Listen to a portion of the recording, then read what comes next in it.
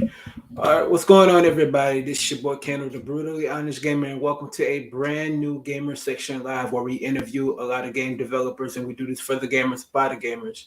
Without further ado, go ahead and introduce yourself. Yeah, I'm Matt. I'm the developer of video game Fables. That's what we're gonna be talking about today. I was just talking to Ken a little bit before this. We've been working on this for a while. We were scheduled to do it July 15th. He was gonna be that day one interview, so I want to give him credit for that. I got sick though, so still want to give him credit. Appreciate that. It happens though, you know what I'm saying? Health is wealth, so that was more important. Yeah, So the first question I need to ask you is like, what was the first game that you've actually played that made you fall in love with gaming? man. I think it was probably first game I ever played was Super Mario Brothers. I was about 3 years old. My Mm-hmm. parents got an NES for my brother. He's like 5 years older than me. Um, Mm-hmm. and I started messing around with it and playing it. And I would say it's then 3 years old, just Mm-hmm. really starting off. First game I ever played. I was in love with it ever since. I've never stopped playing games ever since that day. Um, I think a lot of times I think a lot of RPGs really make me kind of like really fall in love with gaming. Mm-hmm. I would say probably the first RPGs I played were Final Fantasy for the NES and Dragon Warrior, which is Dragon Quest One for the NES. Um, Mm-hmm. and I think they kind of like really wrote me in just because they didn't have much of a story back then, but they had like a world and a story, and they had danger in the world, and it just felt really cool. And then I started playing more like Final Fantasy and stuff, and I got into Kingdom Hearts, which is my favorite series. I got a Keyblade in the back. I got my tats here. I don't know if you can see it. Yeah, so I'm kind of a fan. Um, Mm-hmm. but yeah, I just started like attaching myself to these stories and really thinking like these aren't just video games for fun. Like these are like worlds with characters and stories and stuff. And I think that's what really Mm-hmm. made me fall in love with it. Wow, that's unique. And out of everybody I interviewed, yours is actually different because everybody say like they fall in love with different aspects of gaming, but you just broke it down to the T. Yeah. And we're kind of similar in that way because I started playing video games at the age of 2 years old. So I definitely feel where you're coming from. And Super Mario Bros. Was like the first game that I played on the NES also. So I Yep. definitely feel you on that. That's for sure, for sure. So like, man, how did you get into game development? Like, are you? And it's a two-part question. Like, how did you get into game development, and are you a solo developer, or do you have a team that you established already? Yeah, so I'm a solo developer. The only thing I really got help with on video game Fables was the music. Mm-hmm. Um, I mean, I have a background like playing piano and stuff, but I don't write music. So I was like, I really want to get some help on this. So I got a guy. His name is Lev EGM, and you can see him Mm-hmm. like in all my credits for my game and everything if you want to check him out. But um, he did an awesome job. But yeah, everything else I did myself. And how I started, I think the first time I really, well, I would say before I started actually doing game development, I always wanted to do game development. I think, and since we Mm-hmm. have a very similar background, you probably thought that too growing up. Like, wow, wouldn't it be cool if you could make games? Yeah. But back then, it wasn't really realistic, to be honest, because there wasn't a lot of the tools and stuff we have now. Like, people are so lucky now. You can use the exact same tools for free that like AAA companies use. Like, you can use Unreal Engine 4 and 5, and like Mm-hmm. being a Kingdom Hearts fan, Square Enix used Unreal Engine 4 to make Kingdom Hearts 3, and I can use Mm-hmm. that exact same engine. But back then, like, you had to go to college and get a computer science degree, like, or art degree. Like, that's the only way you were going to work in game development. Right. Um, but I actually stumbled across RPG Maker when I was maybe like 11, 12 years old or something like that. Mm-hmm. And I was like, what is this RPG Maker? And loaded it up and realized like it was a tool you could make RPGs, which, I said earlier is one of my favorite genres. Um, so I think that was like a big pivoting moment for me where I realized there's tools out there to help people like me who maybe don't have the coding skills yet or artistic skills, and we can like make these games. Right. Um, Right. so I would say that was like the start of my game development career, and just messing around with that for a while, and eventually made my own RPG called Lucid Awakening. It never really reached far outside the RPG Maker community, Mm-hmm. uh, but I was proud of it. It was a full RPG from start to finish, my own characters and world and everything. Mm-hmm. Eventually, I made Lucid Awakening 2, which was my first game on Steam. Mm-hmm. That was a sequel to a game I made, which is another landmark as well. You think that's so cool that I could actually make a game and then make a sequel to that game. Right. Right. Um, yeah, so I definitely started with RPG Maker when I was a kid. That was a Okay, big for pivoting sure. moment for me. For sure, for sure. So, side question before we dive into the other questions: Are you looking forward to Kingdom Hearts 4? Yeah, obviously. I mean, that's what I live for, right? I got tattoos. It's the only tattoos I have right now. Hmm. Uh, so obviously, like I said, I'm a big fan. It's kind of hard to hide that. So yeah, of course, I'm very, very excited. Can't And wait. they're using Unreal Engine 5 for the game, so Oh, it's are gonna they? be I didn't lit. really look at that, but yeah, I guess I kind of assumed they were. Man, Hmm. that's gonna be Yeah, probably yeah, about yeah. 12 years from now, but it'll come out maybe eventually. Nah, actually, I think it's probably next few years because they're using Unreal Engine 5, so it should be easier for to develop the game at this point now.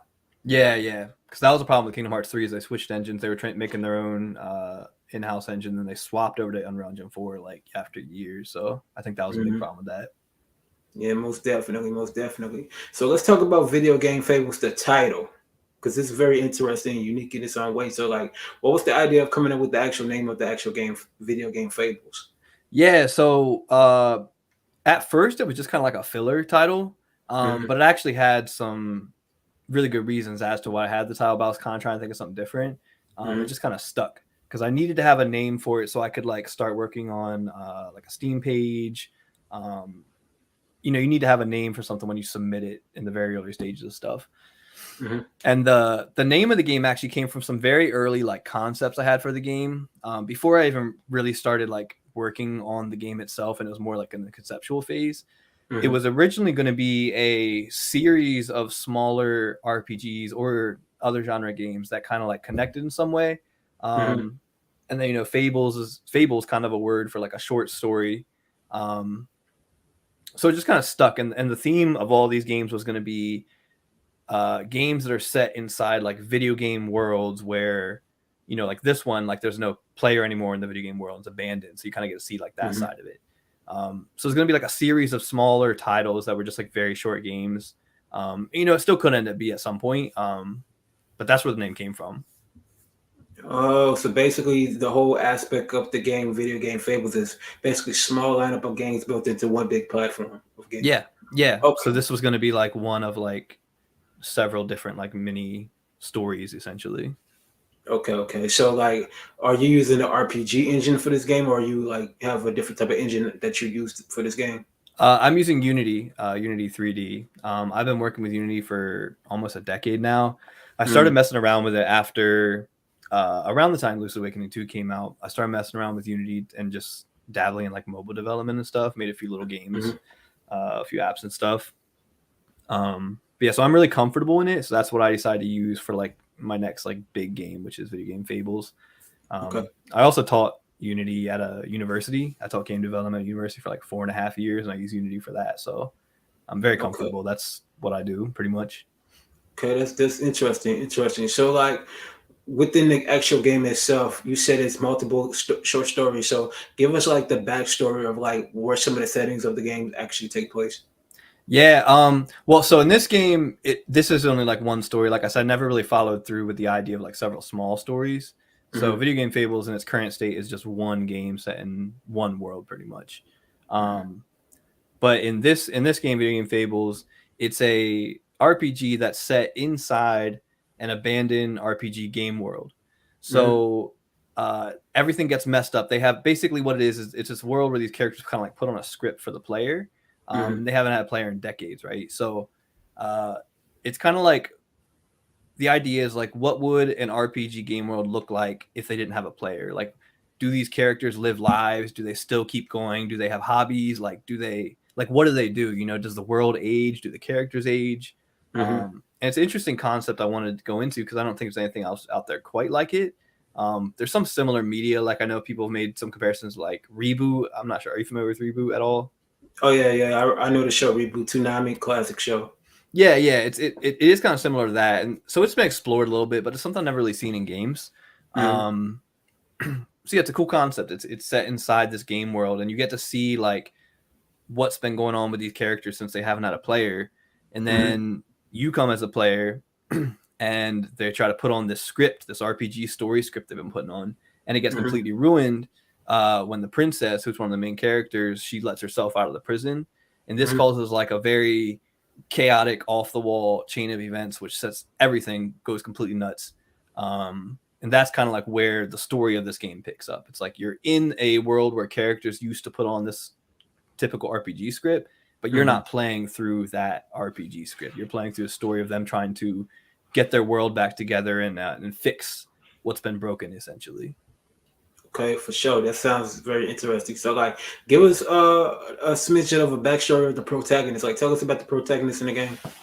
Yeah, so there's 3 main characters through the game. Your party just consists of 3 people, pretty much from start to finish. You have Aru. She's the princess. So she's the princess of this RPG, where her whole role in the script when they're doing the script for the player is to get captured, get saved by the hero. That's pretty much it, right? And like I said, she lets herself out the prison.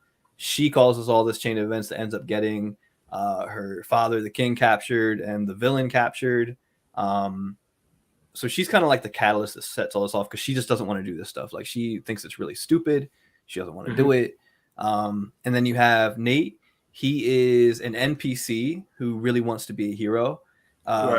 So he's kind of like a good way to explain, he's kind of like a weeb. Like, we're nerds, we know what that means. Basically, he's like obsessed. He's basically like a comic nerd who's like obsessed with these past stories of like the past scripts they put on. It's like a comic series to him, or like an anime to him. Basically, he loves like all the heroes, all the princesses. He knows like all the history. So he wants to be a hero, but he's kind of relegated to an NPC in this world.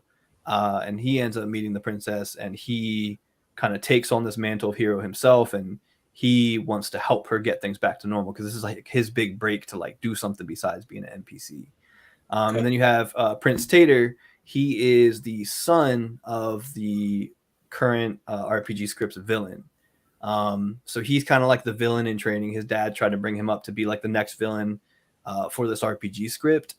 And he is very reluctant to go along with this.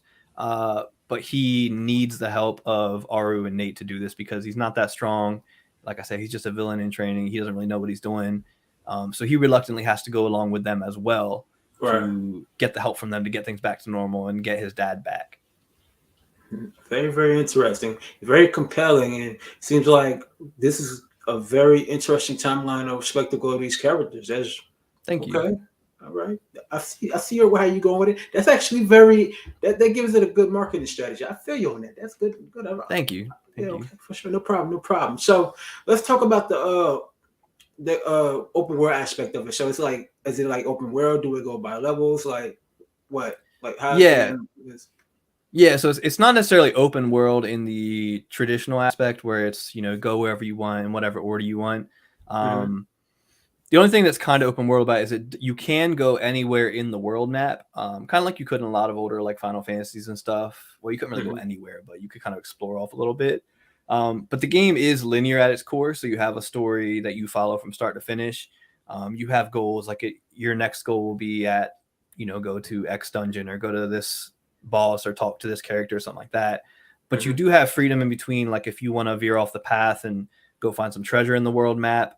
So the world map is open. It's just not really an open world game, if that makes sense. Okay. Yeah, most definitely. I feel you on that. So let's talk about the gameplay aspect as far as like the weapons and free time. So I did take a look at some of the videos that's on your YouTube channel. Make sure you subscribe to the channel. Link will be in the description below. But yeah, so give us some of the free things that you do on your free time. Like, what type of weapons can you craft in the game? Yeah, so there's 8 weapon types. And they kind of play a pretty important part. They're kind of like, I like to describe it as like a light class system.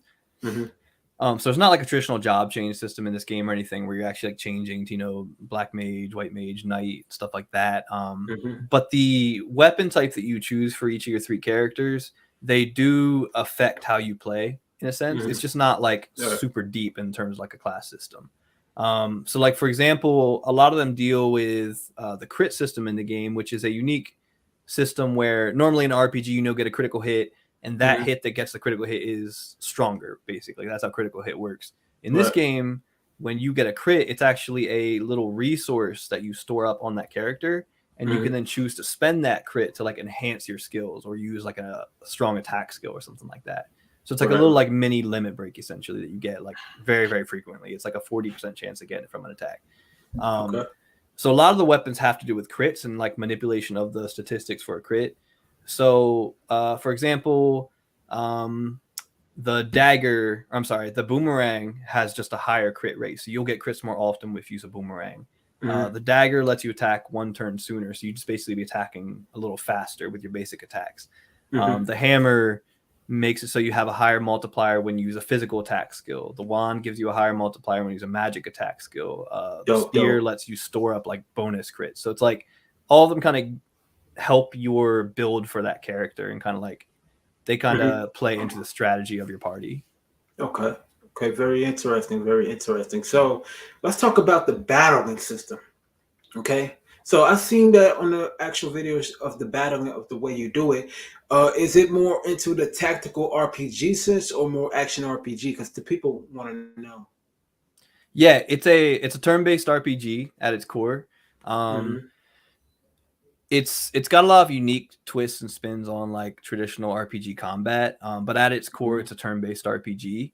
Mm-hmm. I would say that what I tried to do was take a lot of things that I and other people don't really like about turn-based RPGs usually, because I know some people don't like it's not for everyone, and even even with this game, it still won't be for everyone. That's okay, but Mm-hmm. um, I took things that I didn't really care for that much in turn-based RPGs. One was like the speed.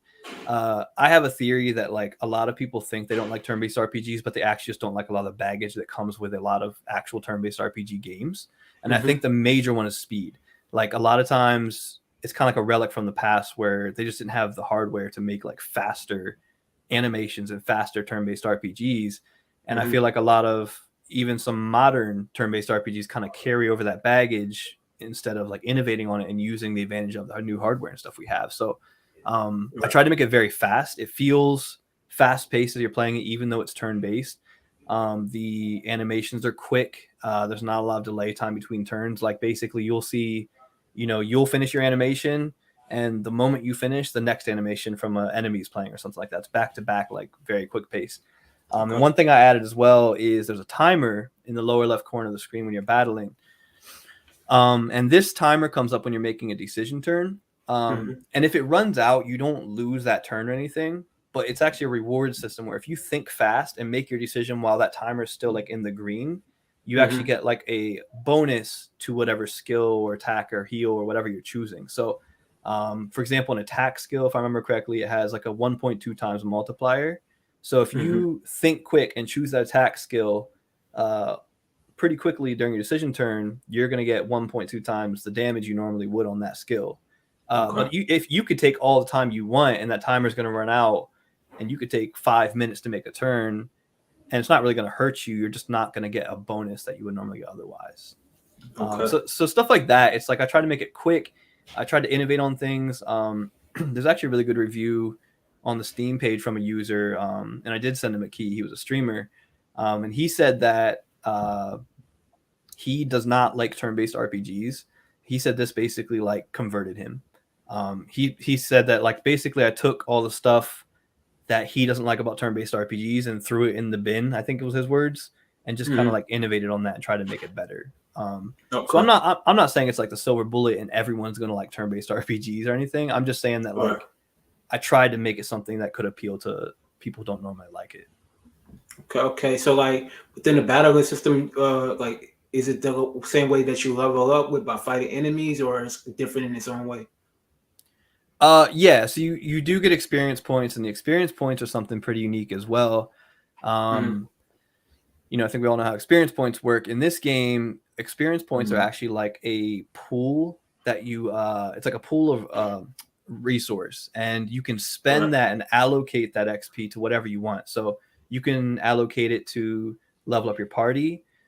It costs XP to equip weapons, armor, accessories. It also costs XP to equip skills. Mm-hmm. Um, and you can always refund it back. It's not like you spend your XP and you're done. Like one Mm-hmm. example is say you get a new weapon, you don't quite have enough XP. Instead of going out and grinding for more XP, you could actually just like level down your party and get some XP back, and then put that XP toward equipping your new weapon. Hmm. Um, Yeah, that's different. so yeah, so like I said, it's just a lot of things like that, like things that you think you know about RPGs or gaming in general. Like I try to put some kind of twist on them to make it something new and kind of exciting. Okay, very interesting. So, like, without spilling too much tea on the game, like each of the characters, like, what are few details of the abilities that are actually in the game right now, without spilling too much of the game. Yeah. So one nice thing I tried to do is make it so all these three main characters, they have things that make them unique, but they also have some things that make them homogenous, that where you can kind of flex your party more. So it's not like you'll see when the game starts off, it's like Aru starts off with a heal spell, Tater starts off with a elemental fire spell, and Nate starts off with a physical attack skill. So a lot of times people might think, okay, then that's just their roles for the rest of the game. But in reality, there's things similar between them. So similar things are each of the three characters has a heal skill, and those are all those are kind of unique amongst them. So like Aru has a direct heal, Nate has a regen, Tater has a like a, if you play Final Fantasy, like a blood weapon effect you can put on stats on a party member where they like drain HP when they attack.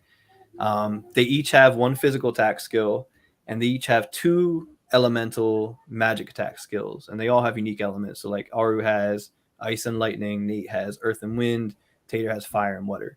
So those are the similar things between them, and that just that right there, having attack or having a physical attack, magic attack, and heal on each character lets you kind of flex your party a lot. But after that, they all have very unique stuff to them. So like Nate has the only defense buff skill. Aru has a skill where she can steal a crit. Tater has a skill where he can raise the magic attack of a party member. He has one where he can increase the loot drop rate of enemies. So they have those things that make it homogenous to give you flexibility with your party. So you might want to use Nate as a magic attacker for one dungeon, then swap over to him over to heal or support the next one, you know? Oh, absolutely. But shout out to Fear FX too. That was another fellow game developer that I interviewed from my neck of the woods in Louisiana. You know, cool. hey, y'all two might end up having to collab one day on the game. You never know. What game does he work on? He's working on a horror game called, I believe, Nightwell Minor. Okay, I'll look it up. I'm a wuss, so I'm scared of horror games, but I'll support him. No, please do. You know, it's good that indie gamers can support one another. That's what it's all about at the end of the day. Yeah, for sure. That's what it's all about. So, like, will there be like any DLC in the game, or are your plans on is moving on to work on the next game?